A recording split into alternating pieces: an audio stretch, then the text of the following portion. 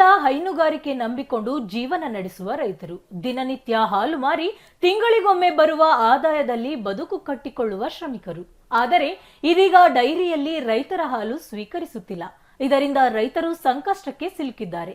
ಅಷ್ಟಕ್ಕೂ ಹಾಲು ತಿರಸ್ಕರಿಸಲು ಕಾರಣ ಏನು, ರೈತರಿಗೆ ಆಗುತ್ತಿರುವ ಅನ್ಯಾಯ ಏನು, ಇಲ್ಲಿದೆ ನೋಡಿ. ಹಾಲಿನಲ್ಲಿ ಕೆಮಿಕಲ್ ಇದೆ ಎಂದ ಡೈರಿ ಮಾಲೀಕ. ಹಾಲು ಸಂಗ್ರಹಣಾ ಕೇಂದ್ರಕ್ಕೆ ಮುತ್ತಿಗೆ ಹಾಕಿದ ಗ್ರಾಮಸ್ಥರು. ಹೆಬ್ಬಾಳು ಗ್ರಾಮದ ಹೈನುಗಾರರಿಂದ ಆಕ್ರೋಶ ಪ್ರತಿಭಟನೆ. ಹೀಗೆ ಕೈಯಲ್ಲಿ ಹಾಲಿನ ಕ್ಯಾನ್ ಹಿಡಿದು ಪ್ರತಿಭಟನೆ ನಡೆಸುತ್ತಿರುವ ರೈತರು ಡೈರಿ ಮಾಲೀಕನ ವಿರುದ್ಧ ಆಕ್ರೋಶ ವ್ಯಕ್ತಪಡಿಸಿ ಹಾಲನ್ನ ನೆಲಕ್ಕೆ ಚೆಲ್ಲುತ್ತಿರುವ ಪ್ರತಿಭಟನಾಕಾರರು. ಈ ದೃಶ್ಯ ಕಂಡು ಬಂದಿದ್ದು ಮಾಯಕೊಂಡ ವಿಧಾನಸಭಾ ಕ್ಷೇತ್ರದ ಹೆಬ್ಬಾಳು ಗ್ರಾಮದಲ್ಲಿ. ಹೌದು, ಹೆಬ್ಬಾಳು ಮತ್ತು ಸುತ್ತಮುತ್ತಲಿನ ಗ್ರಾಮಸ್ಥರು ಹೈನುಗಾರಿಕೆ ನಂಬಿಕೊಂಡು ಜೀವನ ಕಟ್ಟಿಕೊಳ್ಳುತ್ತಿದ್ದಾರೆ. ಹೀಗಾಗಿ ಹೆಬ್ಬಾಳು ಕೇಂದ್ರದಲ್ಲಿ ಹಾಲಿನ ಡೈರಿ ಪ್ರಾರಂಭಿಸಲಾಗಿತ್ತು. ರೈತರು ಪ್ರತಿನಿತ್ಯ ಇಲ್ಲಿಗೆ ಹಾಲು ತಂದು ಮಾರಾಟ ಮಾಡುತ್ತಿದ್ದರು. ಆದರೆ ನಿನ್ನೆ ಏಕಾಏಕಿ ಡೈರಿ ಮಾಲೀಕ ಕೆಲವು ರೈತರ ಹಾಲು ಸ್ವೀಕರಿಸದೆ ತಿರಸ್ಕರಿಸಿದ್ದಾರೆ. ರೈತರು ಎಂದಿನಂತೆ ಡೈರಿಗೆ ಹಾಲು ತಂದಾಗ ಈ ಹಾಲಿನಲ್ಲಿ ವಿಷಭರಿತ ಕೆಮಿಕಲ್ ಇದೆ ಎಂದು ಡೈರಿ ಮಾಲೀಕ ಹಾಲು ತಿರಸ್ಕರಿಸಿದ್ದಾರೆ. ಇದರಿಂದ ರೊಚ್ಚಿಗೆದ್ದ ಹಾಲು ಉತ್ಪಾದಕರು ಡೈರಿಗೆ ಮುತ್ತಿಗೆ ಹಾಕಿ ಆಕ್ರೋಶ ವ್ಯಕ್ತಪಡಿಸಿದ್ದಾರೆ. ಚೆನ್ನಾಗಿ ರೇಟ್ ಇದೆ, ಇದು ಆಗುತ್ತೆ ಅಂತೇಳಿ ಹೇಳಿದ್ದಕ್ಕೆ ನಾವು ನಂದಿನಿ ಡೈರಿ ಬಿಟ್ಟು ಆರೋಗ್ಯ ಡೈರಿಗೆ ಹಾಲು ಹಾಕ್ತಿದ್ವಿ. 3 ವರ್ಷದಿಂದ ಹಾಕ್ತಿದ್ವಿ. ಯಾವುದೇ ಪ್ರಾಬ್ಲಮ್ ಇರಲಿಲ್ಲಂಗೆ ಒಂದು ಸಣ್ಣ ಪುಟ್ಟ ಪ್ರಾಬ್ಲಮ್ ಇರ್ತಿತ್ತು, ಸಾಲ್ವ್ ಮಾಡ್ಕೊತಿದ್ರು.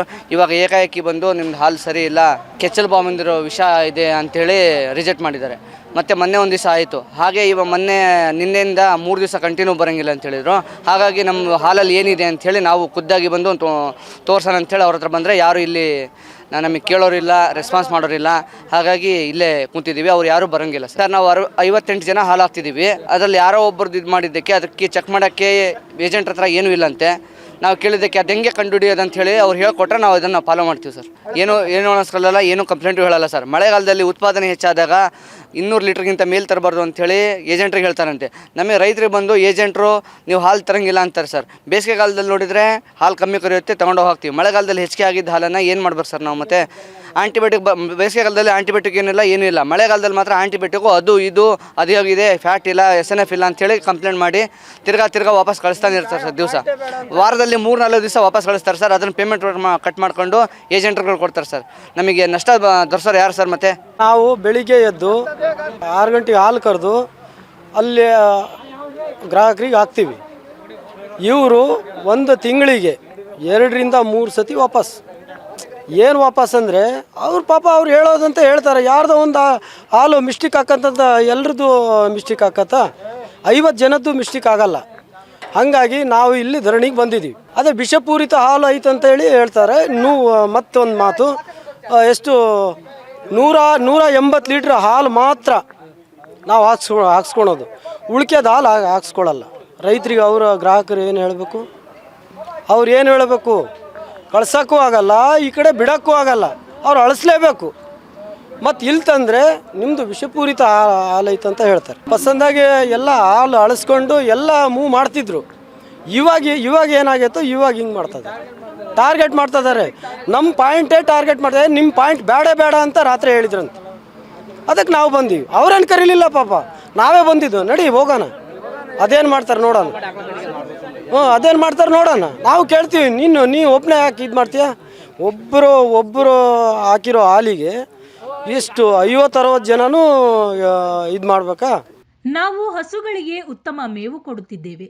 ಹಾಲು ಹೆಚ್ಚಾಗಲು ಯಾವುದೇ ಕೆಮಿಕಲ್ ನೀಡುತ್ತಿಲ್ಲ. ಜಮೀನುಗಳಲ್ಲಿ ಮೇಯಿಸಿಕೊಂಡು ಬಂದು ಬಳಿಕ ಕೊಟ್ಟಿಗೆಯಲ್ಲೂ ಉತ್ತಮ ಆಹಾರ ನೀಡುತ್ತಿದ್ದೇವೆ. ಕೊಟ್ಟಿಗೆಯನ್ನು ಮನೆಯಂತೆ ಸ್ವಚ್ಛವಾಗಿಟ್ಟುಕೊಂಡು ಹೈನುಗಾರಿಕೆ ಮಾಡುತ್ತಿದ್ದೇವೆ. ಇಷ್ಟು ದಿನ ಇಲ್ಲದ ವಿಷಭರಿತ ಕೆಮಿಕಲ್ ಈಗ ಹೇಗೆ ಬರಲು ಸಾಧ್ಯ ಎಂದು ಹಾಲು ಉತ್ಪಾದಕರು ಡೈರಿ ಮಾಲೀಕನನ್ನ ತರಾಟೆಗೆ ತೆಗೆದುಕೊಂಡರು. ಇದಕ್ಕೆ ಪ್ರತಿಕ್ರಿಯಿಸಿದ ಡೈರಿ ಮಾಲೀಕ ಹ್ಯಾಟ್ಸನ್ ಹಾಲು ಸಂಗ್ರಹಣಾ ಕೇಂದ್ರದವರು ಈ ಹಾಲನ್ನ ತಿರಸ್ಕರಿಸುತ್ತಿದ್ದಾರೆ. ಇದರಲ್ಲಿ ಕೆಮಿಕಲ್ ಇದೆ, ಈ ಹಾಲು ನಮಗೆ ಬೇಡ ಎಂದು ಹ್ಯಾಟ್ಸನ್ ಸಂಸ್ಥೆ ತಿಳಿಸಿದೆ. ಒಂದು ವೇಳೆ ನೀನು ಹಾಲು ಖರೀದಿಸಿದರೆ ನೀನೇ ರೈತರಿಗೆ ಹಣ ಪಾವತಿ ಮಾಡಬೇಕು ಎಂದು ಬೆದರಿಕೆ ಹಾಕುತ್ತಿದ್ದಾರೆ. ಹ್ಯಾಟ್ಸನ್ ಸಂಸ್ಥೆ ಹಾಲು ಖರೀದಿಸದಿದ್ದರೆ ನಾನು ಏನು ಮಾಡಬೇಕು ಎಂದು ಡೈರಿ ಮಾಲೀಕರು ಅಳಲು ತೋಡಿಕೊಂಡಿದ್ದಾರೆ. ಏನು ಆರೋಗ್ಯ ಕಂಪ್ನಿಗೆ ಸುಮಾರು 2 ವರ್ಷದಿಂದ ನಾನು ಹಾಲು ಪೂರೈಕೆ ಮಾಡ್ತಾಯಿದ್ದೀನಿ. ಇದ್ದಕ್ಕಿದ್ದಂಗೆ 8ನೇ ತಾರೀಕು ಒಂದು ಸಲ ಆಂಟಿಬಯೋಟಿಕ್ ಅಂತ ಬಂದಿತ್ತು. ಅವ್ರು ಹೇಳಿದ್ದಕ್ಕೆ ನಾನು ರೈತರಿಗೆ ಹೇಳಿದೆ, ಏನಂತ ಆಂಟಿಬಯೋಟಿಕ್ ಬರ್ತೈತೆ ಅಂತ ಹೇಳ್ತಿದ್ದಾರಪ್ಪ, ಯಾರು ಇಂಜೆಕ್ಷನ್ ಮಾಡಿಸಿದ್ರ? ಇಲ್ಲಣ್ಣ ಅಂತ ಅಂದರು. ನಾನು ಅಲ್ಲಿಂದ ಕಂಟಿನ್ಯೂ ಬರ್ತಿತ್ತು, ಅಲ್ಲಿವರೆಗೂ ಬಂದಿಲ್ಲ. 24ನೇ ತಾರೀಕು ಸಾಯಂಕಾಲ ಮತ್ತೆ ಆಂಟಿಬಯೋಟಿಕ್ ಬಂದಿದೆ ಅಣ್ಣ.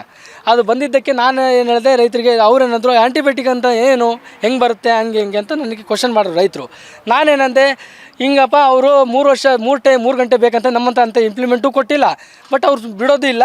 ಹಿಂಗೆ ಹೇಳ್ತಿದ್ದಾರೆ, ಒಂದು ಲೀಟ್ರಿಗೆ ಆಂಟಿಬಯೋಟಿಕ್ ಬಂದರೆ 5 ರೂಪಾಯಿ ಕಟ್ ಮಾಡ್ತಾರೆ, ನಿಮಗೆ ನಾವು ಹೇಳೋಕ್ಕಾಗಲ್ಲ ಅಂತ ಅವರಿಗೆ ಎಲ್ಲರ ಮನೆಗೆ ಹೋಗಿನೂ ಹೇಳಿದ್ದೀನಿ. ಆದರೂ ಕೂಡ ಆಂಟಿಬಯೋಟಿಕ್ ಬಂದರೆ ನಾವು ನೋಡೋಕ್ಕಾಗಲ್ಲ.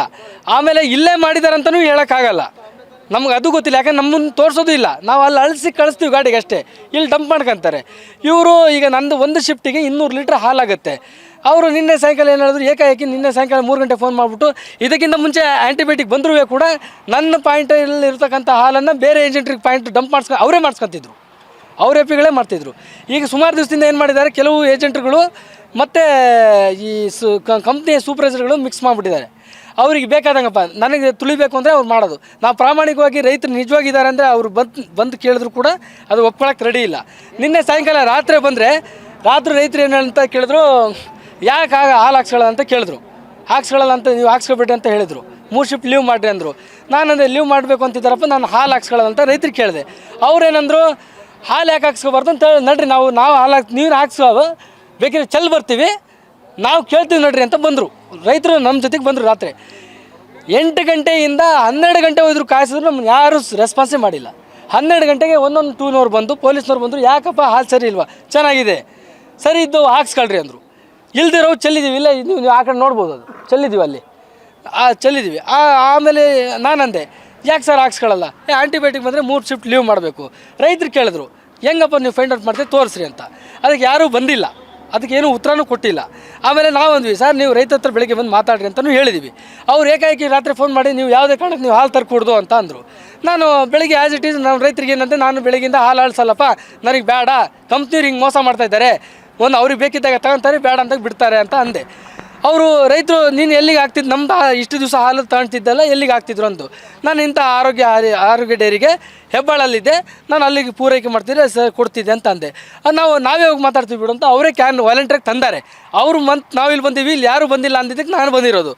ಕಂಪ್ನಿ ಏನು ಹೇಳ್ತೈತೆ, ಅಷ್ಟು ರಾತ್ರಿ ಆಗಿರೋದು, ಈ ತಿಂಗಳಲ್ಲಿ ಅಷ್ಟು ಕಟ್ಟಾಗಿರೋದು ಅಷ್ಟು ನೀನೇ ತುಂಬಿಕೊಡ್ಬೇಕು ಅಂತ ಮೌಖಿಕವಾಗಿ ಹೇಳ್ತಾ ಇದ್ದಾರೆ. ಒಟ್ಟಾರೆ ಹೈನುಗಾರಿಕೆಯನ್ನೇ ನಂಬಿಕೊಂಡಿದ್ದ ರೈತರು ಇದೀಗ ಸಂಕಷ್ಟಕ್ಕೆ ಸಿಲುಕಿದ್ದಾರೆ. ಹಾಲಿನಲ್ಲಿ ವಿಷಕಾರಿ ಅಂಶ ಇದೆಯೋ ಇಲ್ವೋ ಅನ್ನೋದು ಖಚಿತ ಪರೀಕ್ಷೆಯಿಂದಲೇ ತಿಳಿದು ಬರಬೇಕು. ಯಾವ ಕಾರಣಕ್ಕಾಗಿ ಹಾಲು ತಿರಸ್ಕರಿಸುತ್ತಿದ್ದಾರೆ ಅನ್ನೋದು ಖಚಿತ ಮಾಡಿಕೊಂಡು ನಮಗೆ ಪರಿಹಾರ ನೀಡಬೇಕು ಎನ್ನುತ್ತಾರೆ ಹಾಲು ಉತ್ಪಾದಕರು. ಕ್ಯಾಮರಾ ಪರ್ಸನ್ ರಾಕೇಶ್ ಜೊತೆ ಅಣ್ಣೇಶ್, ಒನ್ ಕನ್ನಡ ನ್ಯೂಸ್, ದಾವಣಗೆರೆ.